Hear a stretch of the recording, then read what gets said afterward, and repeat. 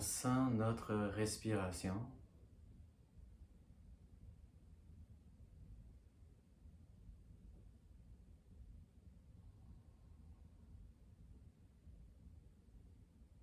Et on sent notre état d'activation.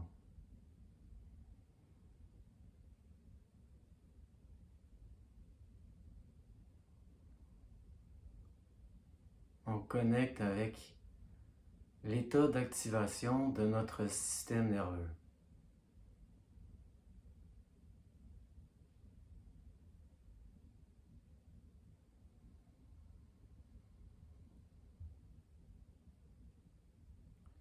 On n'essaie pas de le calmer artificiellement. On fait juste connecter avec l'état actuel.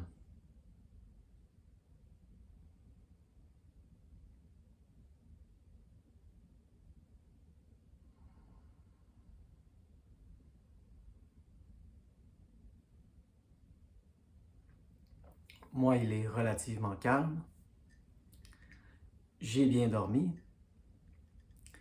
On va commencer par parler du sommeil. J'en parle rarement. On va prendre un petit café pour commencer.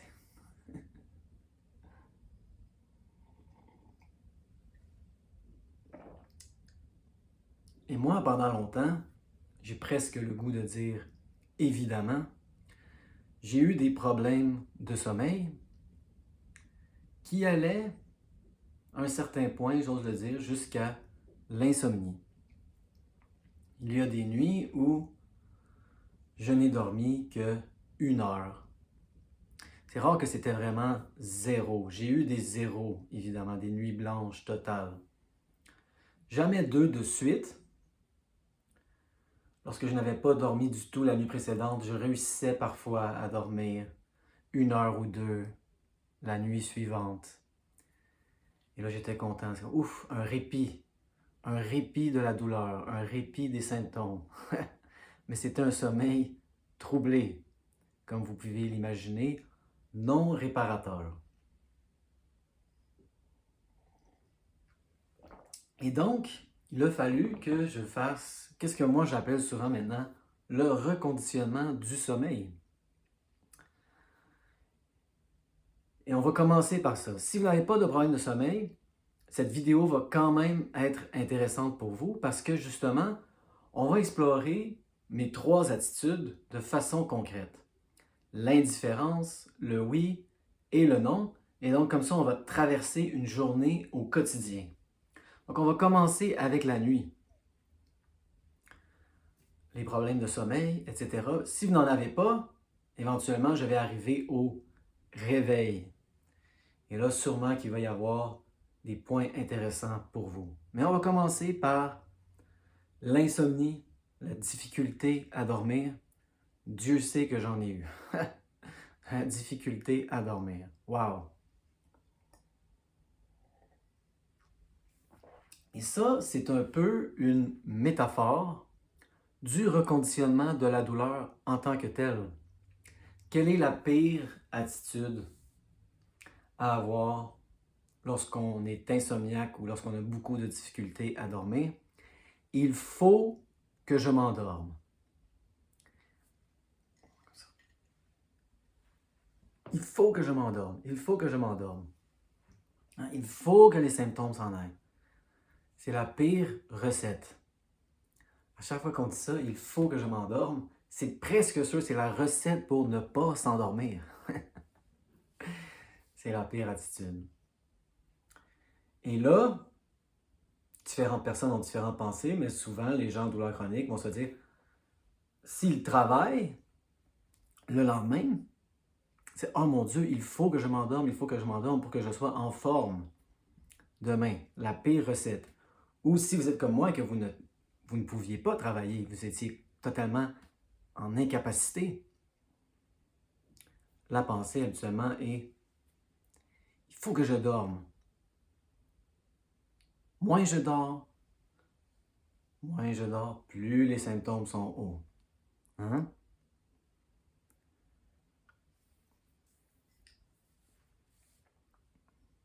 lorsqu'on lit des livres, qu'on écoute des vidéos sur l'hygiène du sommeil, et là, je ne vais pas vous informer sur l'hygiène du sommeil. Il y a beaucoup de matériel là-dessus. On n'en parlait que d'un aspect, pas d'écran avant de se coucher. Pas d'écran avant de se coucher.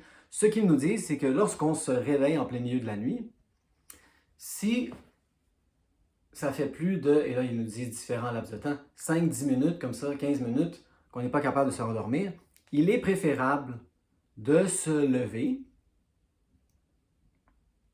d'aller faire quelque chose d'autre qui n'implique pas des écrans. Hein? On peut lire un livre en papier. Un livre en papier, ça existe encore?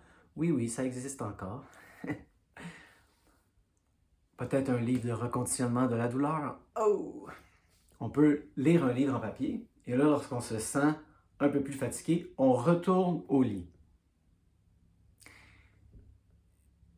Et ça peut nous enseigner des choses sur le cerveau en général. Les associations. Il faut que votre cerveau associe le lit avec le sommeil. Donc, ce qu'ils nous disent, là, je ne couvre que la base. Ne pas lire des livres comme ça dans votre... Si vous avez de la difficulté à dormir, ne lisez pas dans votre lit. Ne regardez surtout pas la télé dans votre lit. Le lit, c'est pour dormir. Il faut que votre cerveau associe le lit avec sommeil. Parce que le cerveau va dans le lit comme ça, et là, qu'il met sa tête sur l'oreiller. Là, ça dit, ah, ben, c'est le temps de dormir. Le lit, c'est le temps de dormir.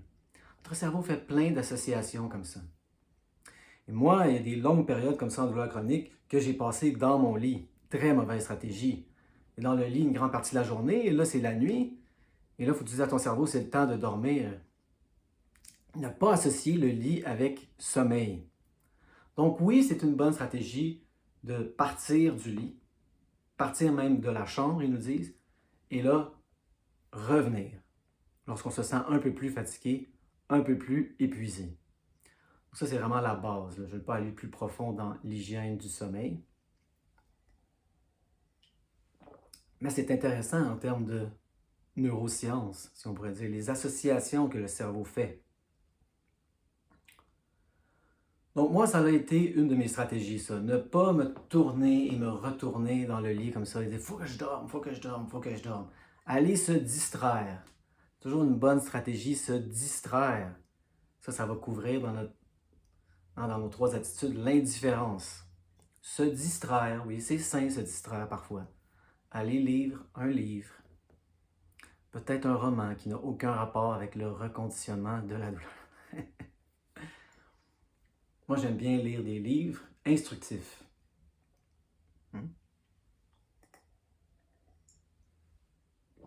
Et donc, moi, je sortais de mon lit, et là, je me sentais un peu plus fatigué, et je revenais. Et des fois, je ne réussissais pas à m'endormir. Et de plus en plus, je progressais, là, on saute, je progressais dans le reconditionnement de la douleur, et j'apprenais le lâcher-prise. Arrêtez de me dire, il faut que les symptômes s'en aillent. Il faut que ça dure le moins longtemps possible. Il faut que je m'endorme. Et j'apprenais de plus en plus à, lorsque je revenais dans mon lit, que je ne m'endormais pas, à être.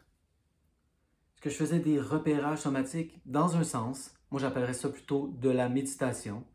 Des fois, je me disais, ah, je ne peux pas dormir, je vais me reposer. Et on reste couché sur le dos comme ça et on reste avec ce qui est. On reste avec la respiration.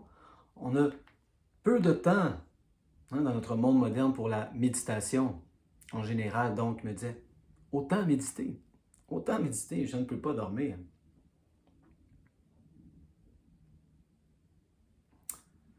Donc, on reste comme ça et on connecte avec l'état de notre système nerveux sans essayer nécessairement de le calmer.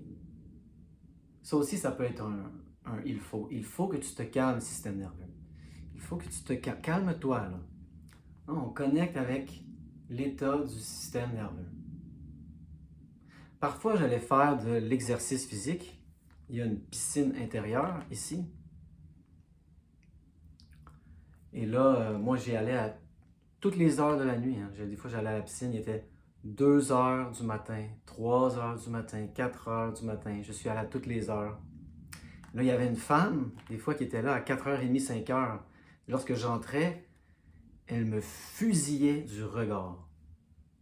Je le sentais, là, qu'elle ne m'a jamais parlé. Elle me disait, moi, je viens de son regard, ça, c'était tout dans le regard. Elle me disait, moi, je viens ici à 4h30, 5h, parce qu'il n'est pas censé y avoir personne. Qu'est-ce que tu fais ici, là, toi, à 4h30, 5h du matin? Quelle sorte d'humain es-tu? Il n'est pas supposé y avoir personne à 4h30 du matin à la piscine. Et des fois, une longue période, c'est ça, je me réveillais toujours. Je ne dormais pas, je me réveillais à 4h30, j'y allais. Un moment donné, il n'était plus là. Et là, mon cycle était toujours en train de changer comme ça. J'avais aucune stabilité. Là, j'ai commencé à y aller à une autre heure, puis là, elle était là. Et là, elle m'a bombardé du regard. Bombardé. Si avant, elle me fusillait. C'est, oh mon Dieu! Et tout ça, il n'y a eu aucun mot, là. Je viens de changer mon horaire pour ne pas être avec toi en même temps à la piscine, et là, toi, tu viens à une heure différente. Comment oses-tu? Ce sont des anecdotes drôles, j'espère, intéressantes, mais qui démontrent bien l'état dans lequel j'étais. J'allais beaucoup dans le spa aussi, hein? J'avais l'impression que l'eau chaude, comme ça, calmait les douleurs. Ça, c'est placebo.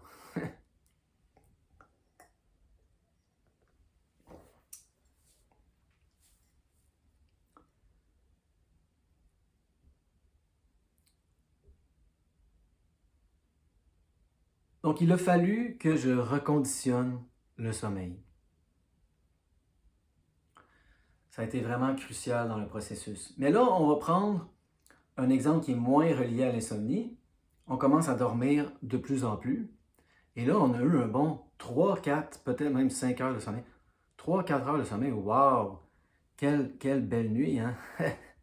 Le sommeil presque réparateur, j'oserais le dire. Et là, moi, j'avais des rêves très étranges. C'est pour ça que j'ai choisi de mettre ce chandail pour cette vidéo. Parce que c'est une image. Hein, qu'est-ce que cette image? C'est une image totalement irrationnelle. Je ne sais même pas c'est quoi cette image, que ça vient d'un film, d'une émission de télé, d'un groupe. Si quelqu'un le sait, laissez-moi savoir. Je n'ai jamais su ce qu'était cette image. J'avais des visions comme ça, du sommeil, là, entre le rêve et la réalité. C'est totalement irrationnel. Le subconscient comme ça, est-ce qu'on peut comprendre le subconscient? Est-ce qu'on peut comprendre cette image, d'où elle vient? On va explorer ça dans cette vidéo, l'irrationnel. Quand on essaie dans un sens de rationaliser comme ça, avec nos peurs, avec nos subconscients, à quel point ça peut être une stratégie limitée, mais à quel point il y a des stratégies justement pour que ça soit de moins en moins limité. Donc,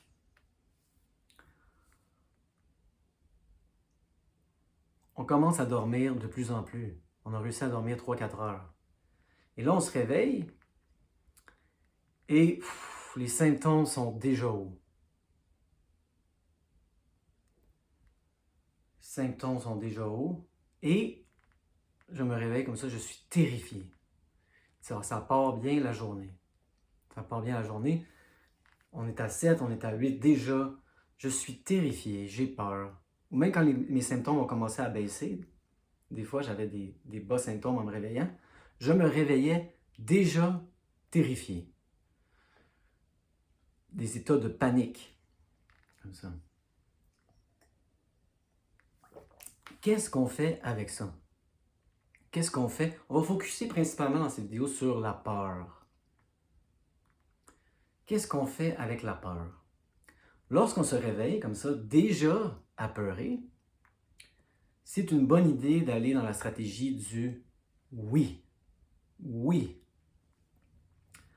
On veut, moi je restais couché, c'est oh mon Dieu, ok, on commence la journée, on connecte avec notre système nerveux.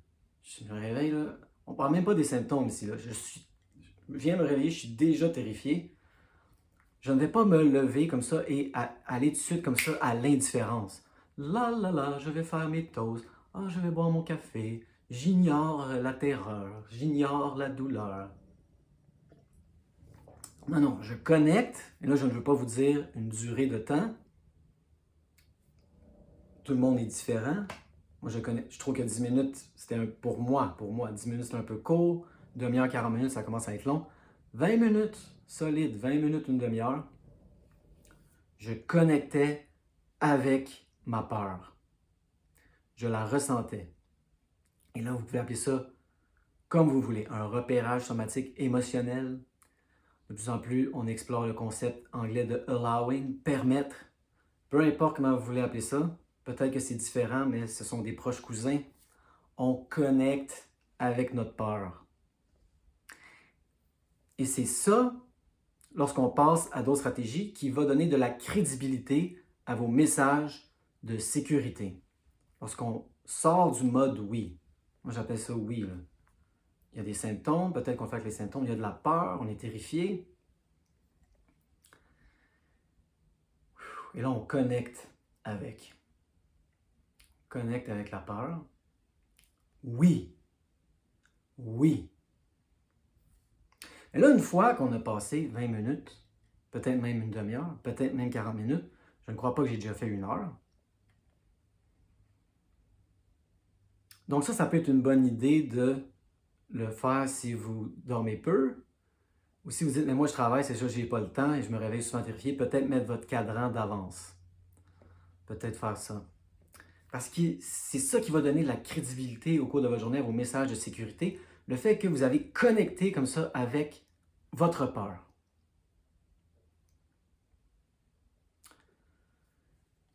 Là ensuite, on peut passer, si vous voulez déjeuner, vous pouvez passer à l'indifférence, mais moi je passais tout de suite à non, la stratégie du non. Et là, oui, je recadrais, relativisais, je faisais de la rationalisation comme ça avec ma peur, qui est une stratégie assez limitée d'habitude, mais étant donné que je venais de passer 20 minutes, une demi-heure avec elle, mes messages étaient beaucoup plus crédibles. Je pouvais lui dire, soit je n'ai plus peur de toi, peur. Je viens de passer 20 minutes, une demi-heure, ouvert, totalement ouvert, sans avoir peur de toi, peur. Et donc, c'était beaucoup plus crédible lorsque je disais ça.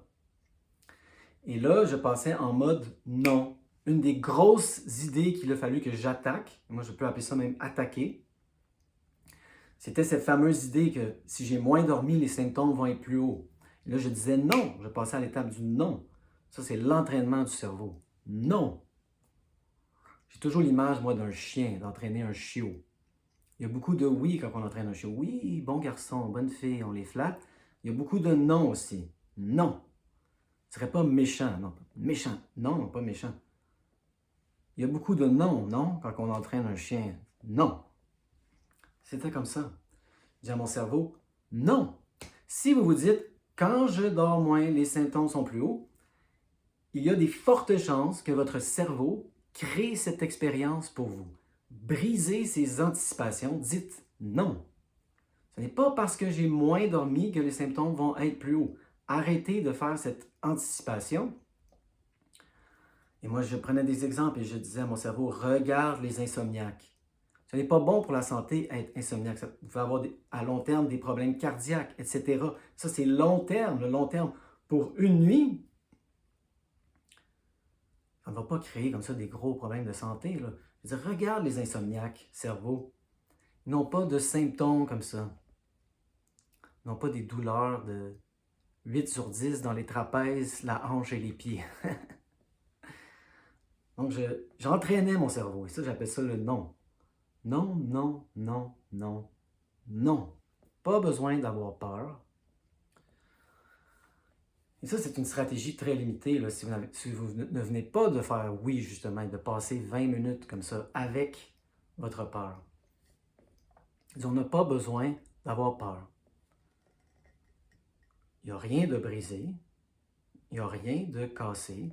Ce n'est pas parce que j'ai moins dormi que les symptômes vont être hauts. Et même si les symptômes sont hauts, ce n'est pas un problème. Parce que ce n'est pas dangereux. Là, on apprend comme ça, on entraîne le cerveau.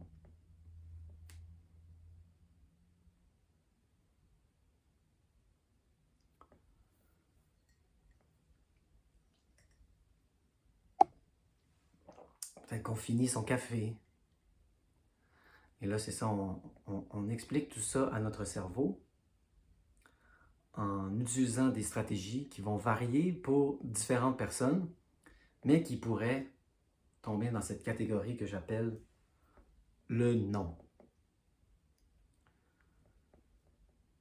Et moi, dans mon expérience, c'est ça. On ne veut pas passer toute la journée dans l'ouverture, le oui. Il y a des moments pour ça. Et là, il y a des moments pour se lever et là, faire l'entraînement du cerveau. Ce n'est pas parce que j'ai moins dormi que les symptômes doivent être brisés comme ça. Les anticipations de votre cerveau. Non. Mais là, on peut passer plus pour le reste de la journée dans le mode indifférence. Il peut y avoir des pauses au cours de la journée où on revient au oui et au non, mais de plus en plus, l'attitude qui va dominer, c'est vraiment l'indifférence. Et là, on ne fait plus de repérage somatique et on n'est plus comme ça en train de parler à son cerveau constamment comme non, non, non.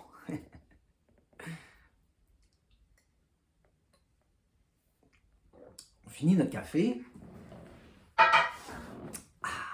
Et là, on s'en va se perdre dans l'activité, se perdre dans le feu de l'action. Et là, on passe en mode indifférence. Est-ce que l'indifférence, c'est ignorer? C'est une bonne question, ça. Moi, je dirais que non. Indifférence, de plus en plus, peut-être qu'on devrait utiliser le mot équanimité. Premièrement, qu'est-ce qui ne fait aucune différence? C'est dans notre niveau d'activité. Ce n'est pas parce que j'ai des hauts symptômes, ce n'est pas parce que j'ai peur que ça va faire une différence dans ce que je vais faire, dans mes activités. De plus en plus, il faut se dire, qu'est-ce que je ferais aujourd'hui si je n'avais aucun symptôme, aucune douleur? Et là, on agit comme ça le plus possible. Donc, cet état comme ça de peur, cet état de hauts symptômes, peut-être qu'il y a de la douleur, ne fait plus de différence dans notre niveau d'activité. On fait ce qu'on a à faire. Donc, ça ne fait pas de différence. Donc, déjà, ça, c'est un peu l'indifférence. Mais est-ce qu'on ignore? Des fois, on a un peu une image comme ça de l'indifférence, comme là, là, là, là, là, non, non, non, je ne t'écoute plus, peur, je ne t'écoute plus, symptômes. Là, là, là, là, ignorer. C'est pour ça que peut-être le meilleur mot, c'est équanimité. Moi, ce que j'appelle l'indifférence, ce n'est pas ignorer. On fait nos activités, et là, on le sait que la peur est là. Mais on ne lui porte pas d'attention directe. Elle est là, on bouge à travers. Ce n'est pas comme si on fait là, là, là, là, là. Tu n'es pas là, peur, je t'ignore. C'est comme, ok, oui, oui, tu es là, peur, mais ça ne fait pas de différence. Je suis indifférent à la peur. Que tu sois là, que tu ne sois pas là, je vais faire la même chose. C'est-à-dire défier, challenger les symptômes. Vous avez peur de vous accroupir, vous avez peur de monter les escaliers, dépendamment d'où vous êtes rendu, vous avez peur de marcher longtemps, vous avez peur de jogger. Mais là, vous allez le faire à travers la peur. À travers la peur. Ça, c'est un peu externe. Donc, lorsque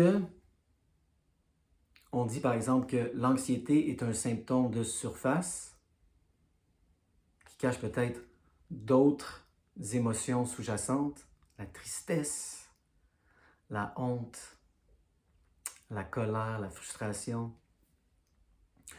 Le mécanisme sous-jacent dans tout ça, c'est la peur. Que ce soit un stimulus ou des stimuli externes ou internes. Il faut vraiment que dans ma technique, arrêter de voir une différence entre l'externe et l'interne, le comportemental et l'émotionnel. C'est tout de l'exposition graduelle. Et le mécanisme central est la peur. On se lève comme ça. Et là, on décide de monter un escalier. Qu'est-ce qui fait comme ça qu'on hésite à monter l'escalier? C'est la peur. La peur des symptômes, de monter les symptômes.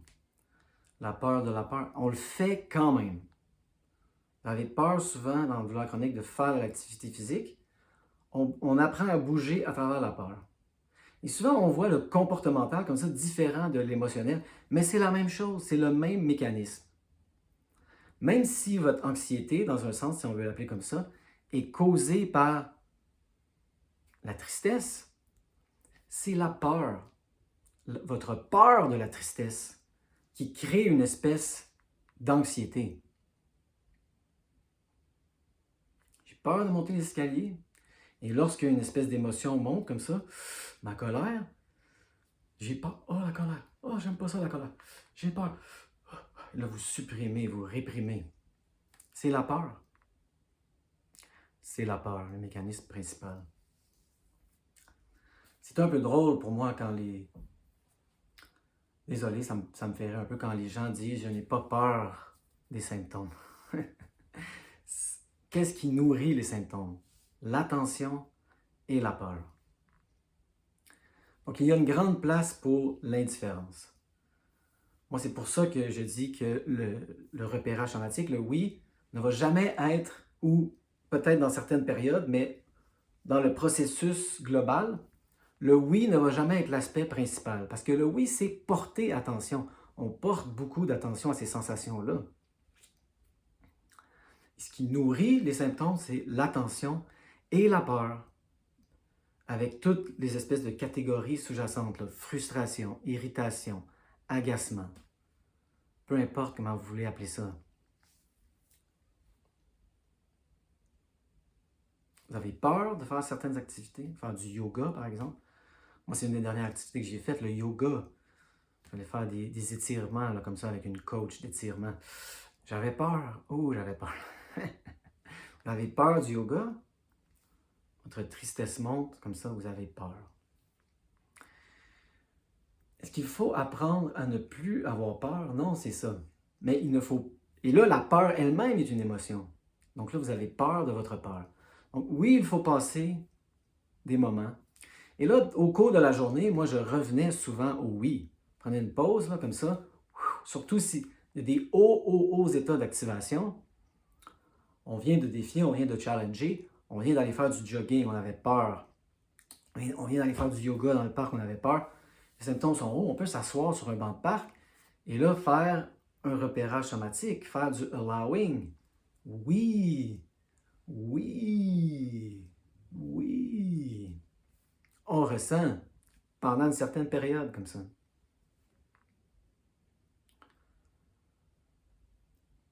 Mais là, on va revenir au non. Il dit non, ce n'est pas parce que tu as fait beaucoup d'activités que ça doit nécessairement monter les symptômes. Si les symptômes montent, je vais peut-être faire un repérage somatique, je vais dire oui, je vais rester avec eux pendant une certaine période.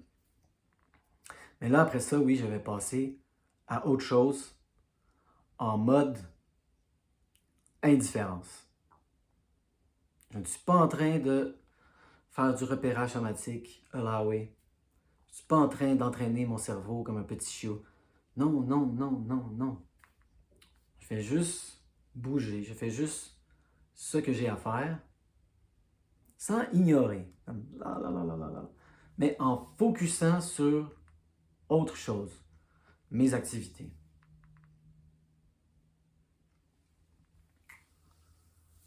Moi, une chose qui m'a causé énormément de peur, c'était d'arrêter les médicaments.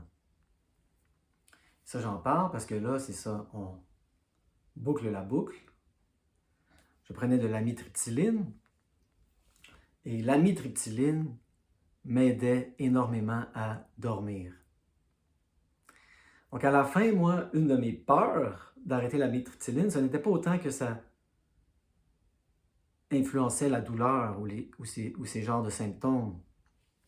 Parce que j'avais de moins en moins peur de la douleur. Mais je remarquais, et ça, ce n'était pas placebo ou imaginaire, que l'amitriptyline m'aidait énormément à dormir. C'est une des raisons pourquoi j'ai eu le plus peur d'arrêter l'amitriptyline, parce que ça m'aidait à dormir.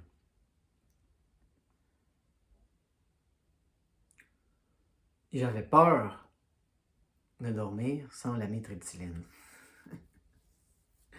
Donc, lorsque j'ai arrêté, de plus en graduellement, j'ai arrêté l'amitriptyline, ça a été doublement, triplement difficile de reconditionner le sommeil. Mais j'ai réussi.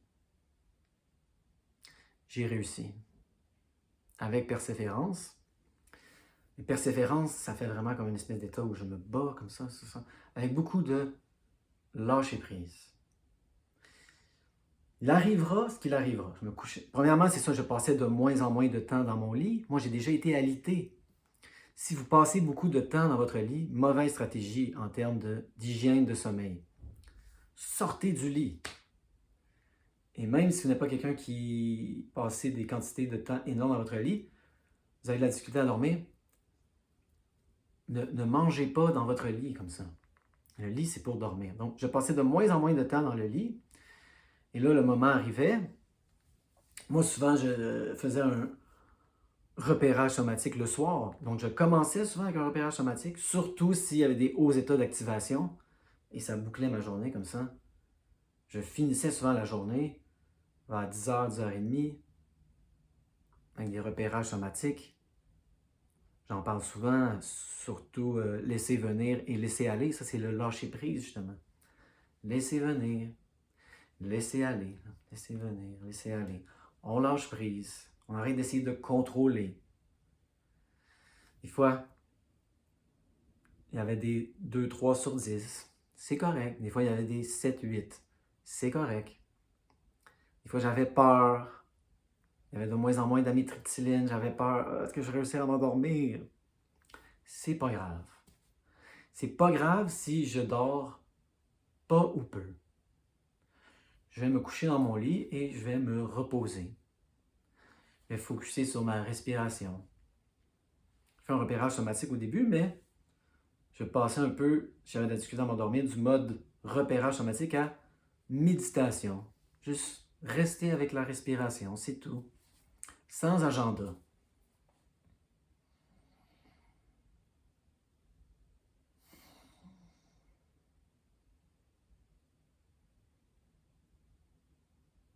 Et si je ne m'endors pas,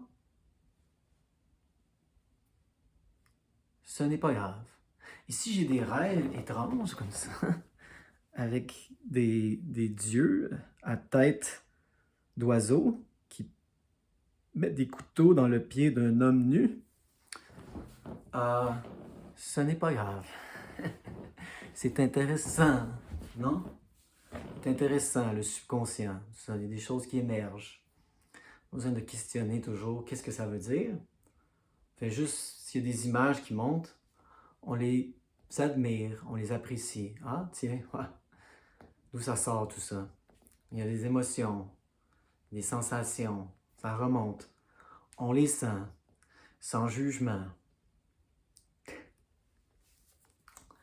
Et de plus en plus, je m'endormais. Maintenant, je dors bien. Comme tout le monde, j'ai des meilleures nuits que d'autres. Là, je viens de faire je pense un 9 heures solide, sans médication. Sans médication. Donc, on peut reconditionner les symptômes. On peut reconditionner le sommeil.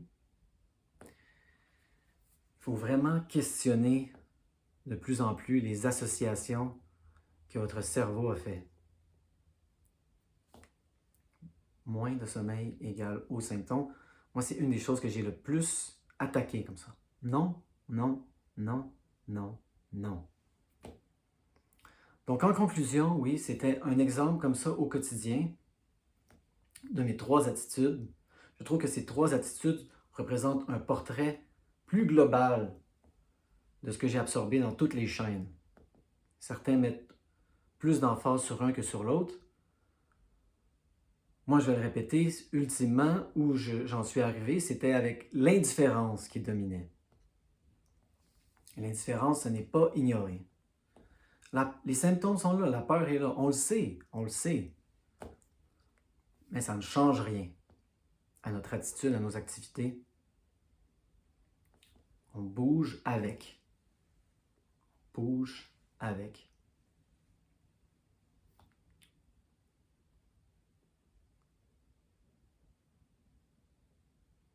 Et là, des fois, on permet, comme ça. Hein? Oui, oui, oui.